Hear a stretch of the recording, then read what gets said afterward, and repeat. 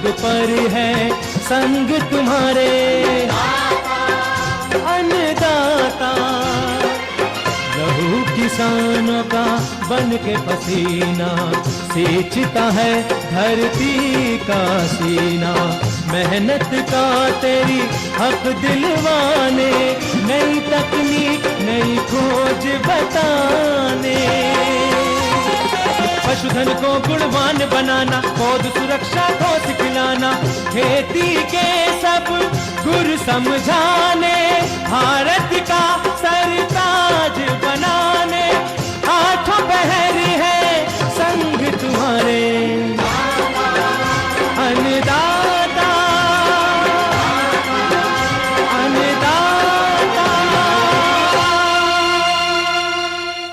नमस्कार, मैं हूं शुभ मिश्रा और आप सभी दर्शकों का अन्नदाता कार्यक्रम में स्वागत करती हूं।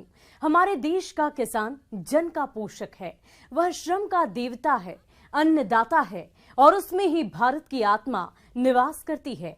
ऐसे ही किसानों की प्रगति के लिए हम खेती बाड़ी से जुड़ी हुई बहुत सी नई लाभकारी जानकारियां हर रोज सुबह लेकर आते हैं। तो चलिए कार्यक्रम शुरू करने से पहले देखते हैं क्या है आज अन्नदाता में। पशुओं में लू लगने की समस्या और समाधान के उपाय। ग्रेन स्टोरेज बैग में बीज और अनाज का करें सुरक्षित भंडारण।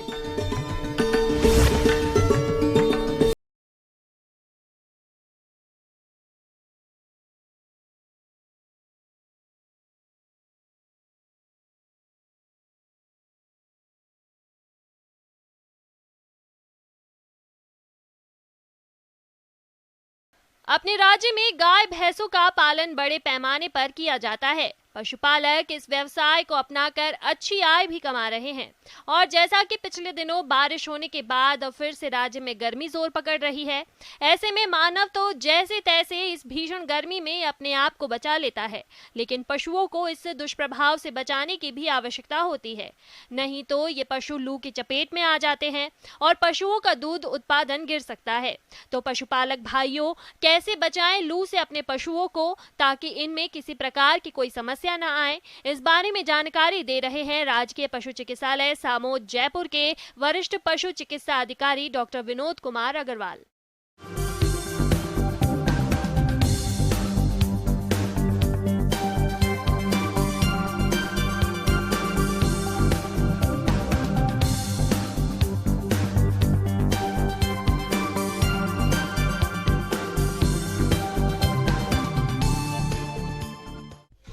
आज हम चर्चा करेंगे गर्मी में लू के दौरान अपने पशुओं को, अपने भैंसों को, अपने गायों को कैसे बचाया जाए और उनसे अच्छा उत्पादन लिया जा सके। पशुपालक भाइयों, जैसा कि राज्य में तापमान बढ़ रहा है, ऐसे में पशुओं में हीट स्ट्रोक यानी लू लगने की संभावना बढ़ जाती है। लू लगने पर पशु को तेज बुखार और बेचैनी होने लगती है। पशु चारा दाना नहीं खा पाता है। पशु तेज बुखार के कारण हांफता है। नाक और मुंह से लार बहने लगती है। पशुओं की आंखें लाल हो जाती हैं और आंसू बहने लगते हैं। पशु तेज सांस लेने लगता है और लड़खड़ाकर गिर जाता है। पशुपालक भाइयों, यदि आपने गर्मी के मौसम में अपनी गाय भैंसों की उचित देखभाल नहीं की तो इनका दूध उत्पादन गिर जाएगा। तो इस गर्मी के मौसम में आपको अपने पशुओं की उचित देखभाल करनी होगी, तभी आपको इनसे अधिक दूध का उत्पादन मिलेगा। इसके लिए सबसे मुख्य बात है कि पशुओं का खाना, पशुओं का रहन सहन और उनकी हाउसिंग और उनका उपचार आदि सुविधा। सबसे मुख्य अपन बात करते हैं पशुओं के खान पान की। तो इस मौसम में सबसे ज़्यादा पशुओं को सुबह 8 बजे से पहले और शाम को 6 बजे के बाद में जितना ज़्यादा से ज़्यादा भोजन देंगे उतना अधिक फायदा होगा। उसका सबसे मुख्य फ़ायदा यह होगा कि उससे पशुओं के अंदर जो गर्मी होती है वो गर्मी नहीं होगी, पशु हाँपेगा नहीं और पशुओं को छायादार स्थान पे बांधे, पशुओं को नियमित रूप से पानी पिलाते रहें और पशुओं के धूप से बचाव रखें।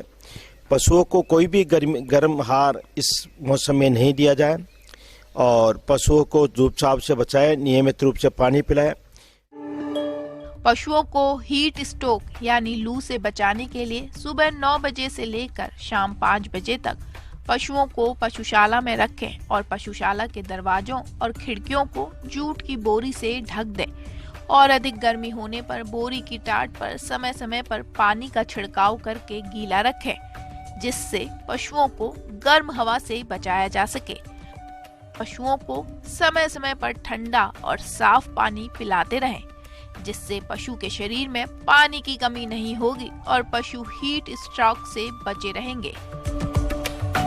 अपने पशुओं को नरम आहार और हरा चारा खिलाएं, उन्हें बासी आहार नहीं खिलाएं, इससे पशुओं को कब्ज हो सकती है। अधिक गर्मी की दशा में पशुशाला में फोगर चलाएं, जिससे पशुओं पर गर्मी का असर नहीं हो पाएगा और यदि किसी कारणवश पशु लू की चपेट में आ जाता है या फिर पशु की हालत असामान्य दिखने लगे तो पशु चिकित्सक को दिखाएं, ताकि पशु से होने वाली हानि से बचा जा सके। पशुओं को बीमारियों के टीके, जो पशुओं के गर्मी के दौरान जो बीमारी होती है, उन पशुओं के गर्मी के दौरान जो टीके लगते हैं वो टीके लगाएं और पशु चिकित्सक से नियमित रूप से इसकी सलाह लेते रहें। किसान भाइयों, अभी तक आपने खेती से जुड़ी हुई कुछ उपयोगी जानकारियां देखी।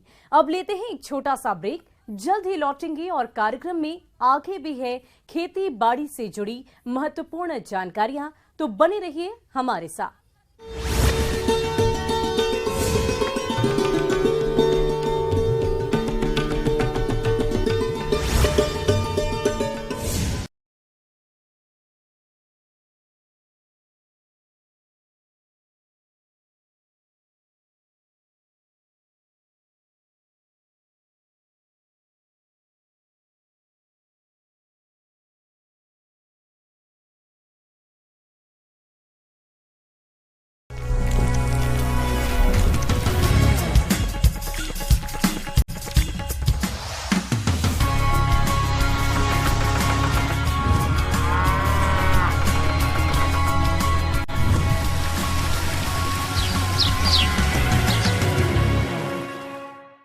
और ब्रेक के बाद आप सभी दर्शकों का अन्नदाता में स्वागत है।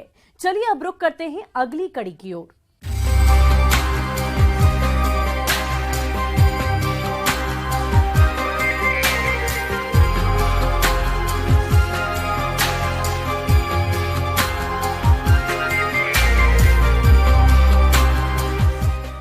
किसान अपनी फसलों की मड़ाई करके या तो अनाज को बाजार में बेच देता है या फिर भंडारण के लिए रख देता है। और जो किसान अपने अनाज का भंडारण करते हैं वे भंडारण के दौरान कुछ खामियां छोड़ देते हैं, जिससे अनाज जल्द ही खराब हो जाता है। इसीलिए किसानों की इसी समस्या को देखते हुए अनाज को भंडारित करने के लिए ऐसा बैग तैयार किया गया है जिसमें अनाज या बीज को लंबे समय तक सुरक्षित रख सकते हैं।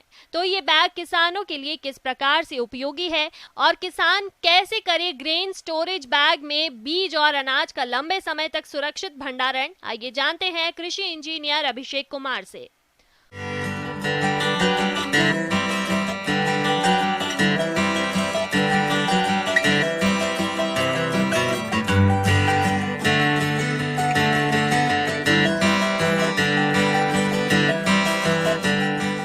हेर्मेटिक बैग पहले तो हम जान लेते हैं 5 लेयर टेक्निक है और दिखने में प्लास्टिक की तरह होती है, लेकिन उसमें 1 लेयर नहीं होता है, वो 5 लेयर होता है। और इसमें आप एनारोबिक कंडीशन होता है जिसमें कि ना गैस अंदर जाती है, ना नमी अंदर जाती है, ना पानी अंदर जाता है।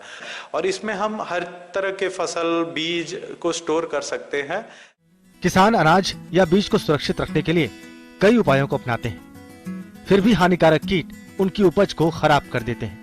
ऐसे में किसानों को काफी हानि उठानी पड़ती है।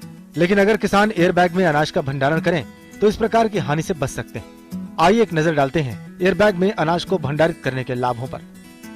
अनाज में कीट नहीं पनपते हैं।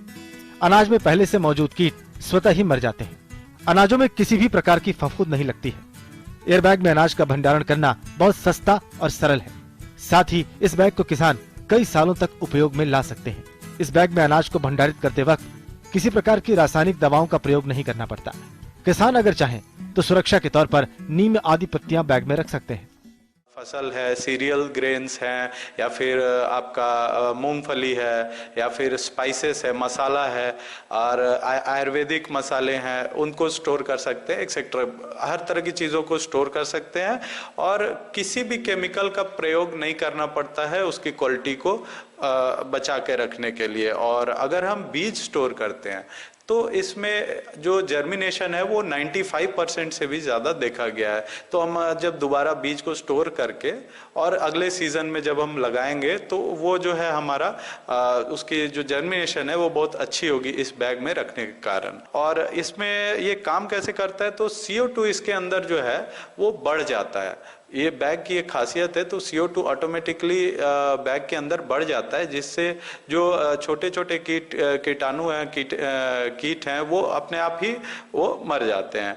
और इसके जो सबसे बेस्ट प्रभाव के लिए, जो अगर सबसे बढ़िया अगर इसका हम फायदा लेना चाहते हैं तो इसे प्रॉपरली जिस तरीके से बताया गया है उस तरीके से इसे हमें ग्रेन्स को पैक करके रखना होगा।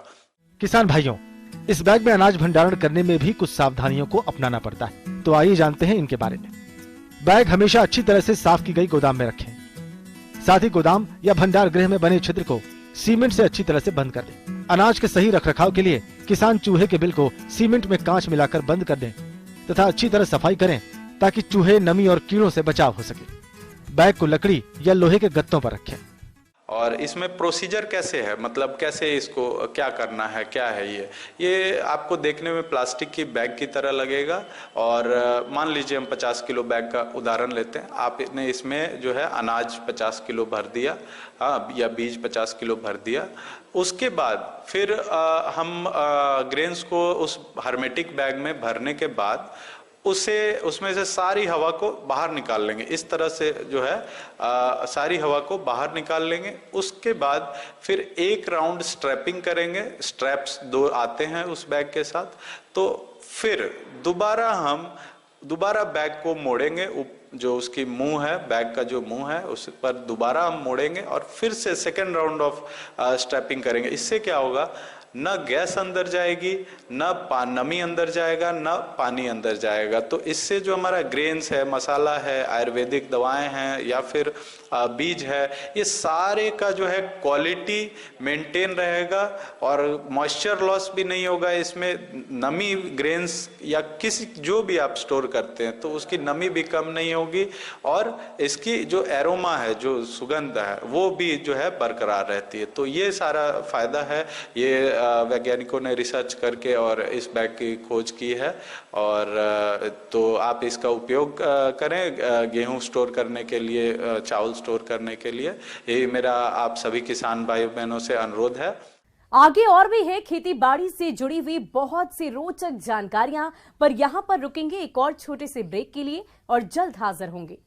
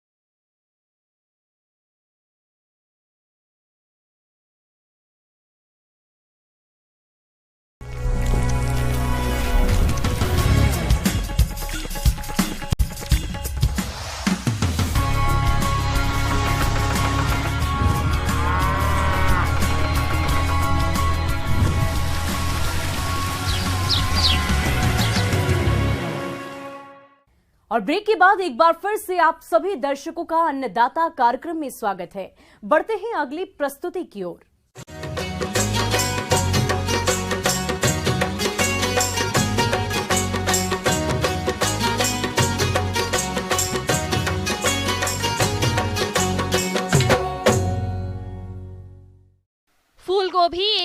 सब्जी है जिसको लोग साल भर खाना पसंद करते हैं, जिससे बाजार में इसकी अच्छी मांग रहती है। तो किसान इसकी खेती करने के लिए अगेती किस्मों का चयन करके नर्सरी तैयार कर सकते हैं, लेकिन इस कार्य को करते समय कुछ जरूरी बातों का ध्यान रखना जरूरी होता है।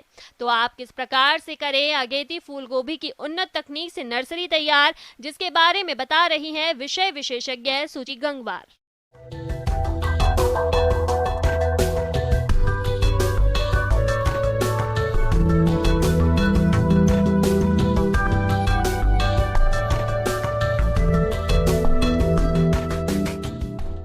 आज हम अगेती फूल गोभी की नर्सरी किस तरीके से तैयार करते हैं उसके बारे में बात करेंगे। तो हमको किस तरीके से अगेती जो है वैरायटियों का यूज़ करना चाहिए, जिसके माध्यम से हम जल्दी से नर्सरी तैयार करके जो है अच्छा सा उसमें प्रोडक्शन ले सकें। तो कुछ वैरायटियां हैं जैसे कि हिमकरण है, पूसा दीपाली है, स्नोवाल 16 है, पूसा स्नोवाल 1 है। ऐसी कई वैरायटियां हैं जो अगेती किस्म की फूल गोभी की है, जिसको जल्दी तैयार करके जो है 35 दिन में ये वैरायटियां जो है तैयार हो जाती है और उनको खेत में रोपाई करके हम जल्दी से हम इसमें प्रोडक्शन लेना चालू कर देंगे। किसान भाइयों, फूल गोभी की खेती का मुख्य आधार नर्सरी पौध होता है। इसके लिए जो किसान स्वयं नर्सरी पौध तैयार करना चाहते हैं तो उन्हें जरूरी है कि पौधशाला से अधिक संख्या में पौध प्राप्त करने के लिए नर्सरी बेड तैयार करते समय कुछ जरूरी बातों का ध्यान रखें। जनरली 1 हेक्टेयर में ट्रांसप्लांटिंग करने के लिए फूल गोभी की जो है 3 मीटर लंबी और 1 मीटर चौड़ी हमें बेड साइज का हमें जगह चाहिए रहेगा। इसके लिए हमको 15 सेंटीमीटर ज़मीन से उठी हुई क्यारियाँ बनानी पड़ेगी। ज़मीन से उठी हुई क्यारियाँ इसलिए हम कह रहे हैं क्योंकि अगर बरसात हो जाती है तो बेड में पानी रुक ना सके और आज के बेड के आसपास से पानी निकल जाए, क्योंकि इसमें पानी भराव बिल्कुल नहीं होना चाहिए। अगर पानी भराव जरा सा भी हुआ तो हमारी जो नर्सरियां हैं पौध सड़ने का जो है सड़ने गलने का डर बना रहेगा। अब किसान भाइयों, हमें मिट्टी जो हमारी भुरभुरी होनी चाहिए, उसमें अच्छा ऑर्गेनिक मटेरियल होना चाहिए बिल्कुल, जिसका पीएच 7 होना चाहिए कम से कम। अब हमको अगर हमारी मिट्टी में किसी प्रकार की पैथोजन है या हमारी सॉइल जो है इन्फेक्टेड है तो हमको उसमें सॉइल सॉलिराइजेशन करना पड़ेगा। अगर हमको रासायनिक विधि से करना है तो फार्मलिन नाम का एक केमिकल आता है, इसका हमको 1.5 से 2% सॉल्यूशन बनाना पड़ेगा, जो इससे 4 से 5 लीटर सॉल्यूशन को जो है हमें प्रति स्क्वायर मीटर से इसको हमको ट्रीटमेंट करना पड़ेगा। इसके ऊपर भी हमें मोटी पॉलीथीन हमको ढाकनी है, क्योंकि मोटी पॉलीथीन इसलिए ढाकनी है क्योंकि इस फार्मलिन से जो है बहुत ही भयंकर एक फ्यूम निकलती है, गैस निकलती है, जिसके अंदर जो मिट्टी के अंदर सारे जो हानिकारक जीवाणु होते हैं वो मर जाते हैं। 7 दिन बाद जो हमको ये मिट्टी को हटाकर फिर से हमें बेड को प्रिपरेशन करना है अच्छे से। अब हम बात करेंगे कि इसमें किस तरीके से फर्टिलाइजर वगैरह देना है। जब हम बेड तैयार करते हैं तो उसी समय हमको FYM जो फार्म यार्ड मैन्योर होता है, गोबर की खाद जिसको बोलते हैं, वो 2 से 3 किलोग्राम प्रति स्क्वायर मीटर के हिसाब से हम अच्छी तरह से हमको बेड में मिलाना है। अगर आपके पास केंचुए की खाद उपलब्ध हो तो वो 500 ग्राम जो है प्रति स्क्वायर मीटर के हिसाब से हमको वो भी हम उपयोग कर सकते हैं। किसान भाइयों, फूल गोभी की नर्सरी से स्वस्थ और अधिक पौध प्राप्त करने के लिए बीजों को उपचारित करना तो जरूरी होता ही है, साथ ही साथ बीजों की बुवाई और उसके बाद के प्रबंधनों पर भी विशेष ध्यान देने की आवश्यकता होती है। तभी आपको फूल गोभी की नर्सरी से स्वस्थ पौध की प्राप्ति होगी। किसान भाइयों, इसमें फूल गोभी की जो है 1 हेक्टेयर में 500 ग्राम बीज की आवश्यकता रहेगी। अब इसको हम बीज उपचार किस तरीके से करते हैं इसमें थोड़ा सा ध्यान दीजिए। बीज उपचार के लिए हम थायराम हुआ, कैप्टन हुआ या बाविस्टीन कोई भी केमिकल हो, उसमें हम 2 से 3 ग्राम जो है पाउडर को 1 किलोग्राम जो है बीज में मिला के ट्रीटमेंट करते हैं। अब इन बीजों को जो हम लाइनों में बोएंगे, हमें छिड़कवा विधि को यूज़ नहीं करना है। लाइन बना के एक दूरी पर जो है हमें बीज को लाइन में डालना है और ऊपर से मिट्टी से या हमारे पास अगर रेत हो तो थोड़ा सा मिट्टी में रेत मिला के ऊपर से कवर करना है। फिर उसके ऊपर धान का पुआल, सोयाबीन का पुआल या जो भी सूखी पत्तियां आपके पास उपलब्ध हो ऊपर से हमें जो है ढकना है और हल्की सिंचाई करना है। किसान भाइयों, सिंचाई जो है हमें प्रातःकाल रोज और शाम को रोज करनी है, क्योंकि हम गर्मियों में फसल ले रहे हैं, अर्ली बुआई इसकी सोइंग कर रहे हैं, तो इसलिए हमको सुबह शाम दोनों समय सिंचाई की देने आवश्यकता है। बस हमें इतना सिंचाई करना है कि मिट्टी नम रहे और बीजों को उचित पानी मिल सके। जब जर्मिनेशन आ जाए आपके पौधों में, तब इस पुआल को हम ऊपर से हटा दें और उसमें हम रोजाना पानी दें।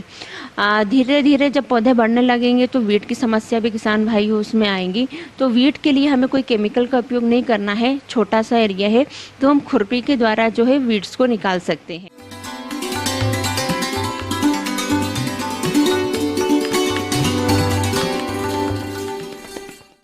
अन्नदाता हेल्पलाइन निशुल्क फोन संपर्क सेवा के माध्यम से आपके द्वारा पूछे गए प्रश्नों में से एक या दो महत्वपूर्ण प्रश्न को हम अपने कार्यक्रम में शामिल करते हैं और इसी के तहत आज किसान का सवाल और उसका जवाब कुछ इस प्रकार है।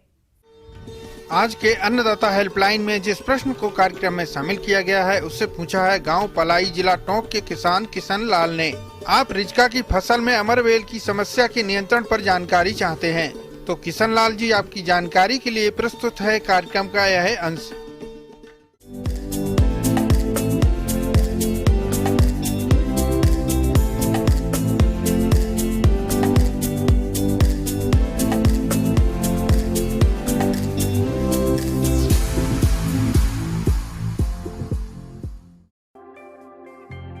अमरबेल फसलों के लिए एक खतरनाक खरपतवार है जिसकी मुख्य रूप से रिजके में गंभीर समस्या देखी जाती है।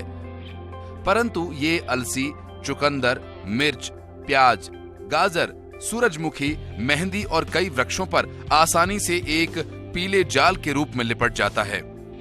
इसको आकाश बेल, अमर बेल, अमर बल्लरी भी कहते हैं। ये परजीवी खरपतवार कृषि के लिए एक गंभीर समस्या है जिनको नियंत्रित करने के लिए उपलब्ध साधनों की प्रभावकारिता कम होती जा रही है। ये अपना भोजन बनाने, अपना जीवन चक्र पूरा करने के लिए दूसरी फसलों पर निर्भर रहता है। अमरबेल का फैलाव बीज और कार्यिकी प्रवर्धन द्वारा होता है। अमरबेल परजीवी पौधे में उगने के 25 से 30 दिन बाद सफेद अथवा हल्के पीले रंग के पुष्प गुच्छ में निकलते हैं। प्रत्येक पुष्प गुच्छ में 15 से 20 फल और प्रत्येक फल में 2 से 3 बीज बनते हैं। अमरबेल के बीज अत्यंत छोटे होते हैं। बीजों का रंग भूरा अथवा हल्का पीला जो कि बरसीम तथा रिजके के बीजों जैसा होता है। पकने के बाद बीज मिट्टी में गिरकर काफी सालों तक सुरक्षित पड़े रहते हैं और उचित नमी मिलने पर दोबारा अंकुरित होकर फसल को काफी नुकसान पहुंचाते हैं। परपोषी मिल जाने पर 35 दिन में परिपक्व हो जाते हैं। अमरबेल कभी एक साथ नहीं फैलती, इसलिए खेत का लगातार निरीक्षण करना जरूरी है। शुरू में 2-3 स्थानों पर और धीरे धीरे पूरे खेत में फैल जाती है। अमरबेल लताओं की तरह बढ़कर फसलों और पेड़ों के ऊपर छा जाती है, जिससे फसल और पेड़ सूख जाते हैं। अमरबेल के प्रकोप से उड़द, मूंग में 30 से 35% और लूसर्न में 60 से 70% औसत पैदावार में कमी दर्ज की गई है। इसलिए इसकी रोकथाम के लिए आप फसलों के अमरबेल रहित बीज को इस्तेमाल में लाएं। नमक के 10% घोल में बीजोपचार से अमरबेल के बीज अलग हो जाते हैं। रिजके के बीजों को साफ पानी में धोकर काम में लें। अमरबेल से प्रभावित चारे की फसलों को जमीन की सतह से काटने पर अमरबेल का प्रकोप कम हो जाता है। अमरबेल से प्रभावित चारे की फसल को खरपतवार में फूल आने से पहले ही काट लेना चाहिए, जिससे इसके बीज नहीं बन पाते हैं और अगली फसल में इसकी समस्या कम हो जाती है। अमरबेल उगने के बाद परंतु फसल में लपेटने से पहले खेत में हैरो चलाकर इस खरपतवार को नष्ट किया जा सकता है। यदि अमरबेल का प्रकोप खेत में थोड़ी थोड़ी जगह में हो तो उसे उखाड़कर इकट्ठा करके जला देना चाहिए। शुरू में ही अमरबेल को रिजके के साथ काट करके जलाकर नष्ट कर दें और कटे हुए स्थानों पर पैराक्वेट 1% छिड़कें, जिससे अमरबेल और संपर्क में आने वाला रिजका नष्ट हो जाएगा। परंतु सिंचाई के साथ रिजका दोबारा फूट जाएगा। यदि अमरबेल का प्रकोप पेड़ों पर हो रहा है तो पेड़ों की छटाई कर देनी चाहिए, जिससे पेड़ों को सूखने से बचाया जा सके। और इस तरह किसान भाइयों, आप इन बताए गए उपायों को यदि अपनाते हैं तो आप इस बिना जड़ वाली परजीवी खरपतवार से अपनी फसलों को बचाकर अच्छी क्वालिटी का अधिक उत्पादन ले सकेंगे।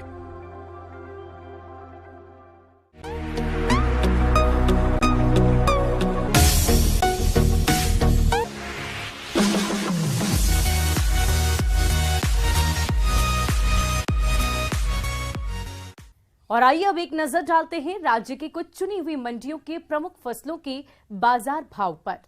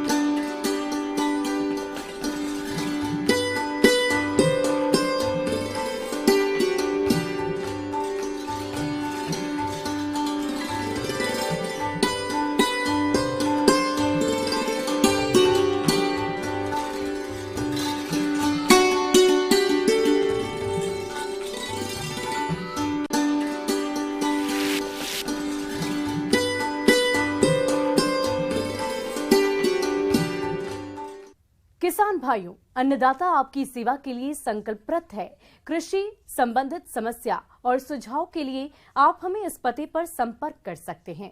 प्रोड्यूसर अन्नदाता news 18 Rajasthan, Ramoji film city, Hyderabad 501512। साथ ही आप हमें ईमेल भी कर सकते हैं। हमारा ईमेल है p18annadaata@nw18.com। इसके अतिरिक्त आप हमें निःशुल्क हेल्पलाइन नंबर 180088921663 पर सोमवार से लेकर शनिवार सुबह 10 बजे से शाम 4 बजे के बीच संपर्क कर सकते हैं। किसान भाइयों, अब समय हो रहा है आपसे विदा लेने का, तो हमारी अन्नदाता टीम को दीजिए इजाजत। कल फिर आपसे मुलाकात होगी कृषि संबंधित कुछ और महत्वपूर्ण जानकारियों के साथ। नमस्कार।